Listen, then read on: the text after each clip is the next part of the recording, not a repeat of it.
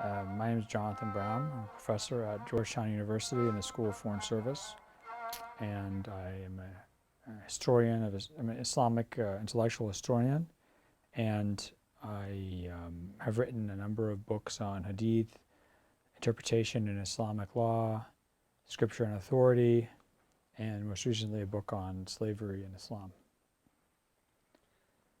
So when Muslims, from the beginning of their religious tradition, they learned their religion through the revelation that came from God, the Quran, and then from the Prophet Muhammad's explanation of that revelation and added teachings. So the Quran is the first foundational source of their religion, but then the precedent of the Prophet, or the teachings of the Prophet, which is called the Sunnah of the Prophet. The Sunnah of the Prophet is like the second source, which explains and adds to the Quranic revelation. And of course, like during the time of the Prophet, Muslims could just ask him questions about something they didn't understand. But after his death in 632, then they're left with kind of on their own devices to try and look to these original sources to understand how they should live as Muslims, what they should believe, what they can do, what they can't do. And that's kind of the position that Muslims remain in today, right? Which is they look back at their tradition and try to they seek guidance in it. Now, the way that the Quran was written down and officially kind of promulgated within 20 years of the Prophet's death, and there's not really a lot of debate about the historical authenticity of it, even amongst Western scholars. Like there's not, the Hadith, the Quran comes from the mid 7th century. It's from the time of the Prophet, and people debate its meaning, but they don't really debate the text itself, the existence of the text itself. The thing about the Sunnah of the Prophet, the precedent of the Prophet, is that it doesn't get written down in any authoritative form. In fact, it doesn't really get written down in any form at all for around 70 or 80 years after the death of the Prophet. And one of the ways that it's written down when it is through what's called Hadith. Hadith are reports about things the Prophet said, things the Prophet did, things that were done around him. So a famous Hadith would be something like all deeds are determined by their intentions, or the Prophet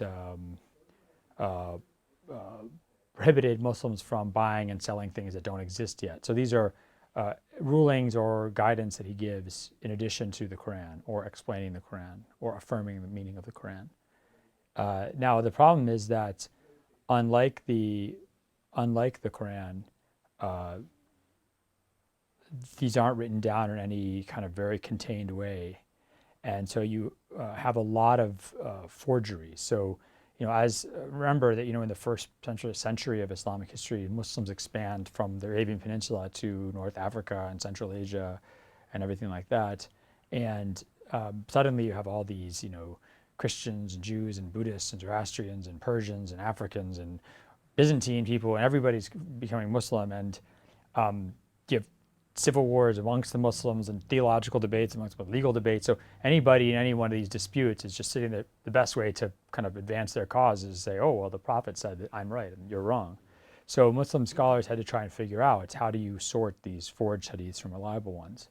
So there's different opinions amongst Muslim scholars on how you should do this.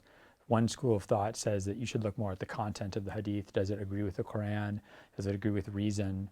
And does it agree with the kind of the established precedent of Muhammad? And then if it does, then you accept it. If you don't, then you reject it.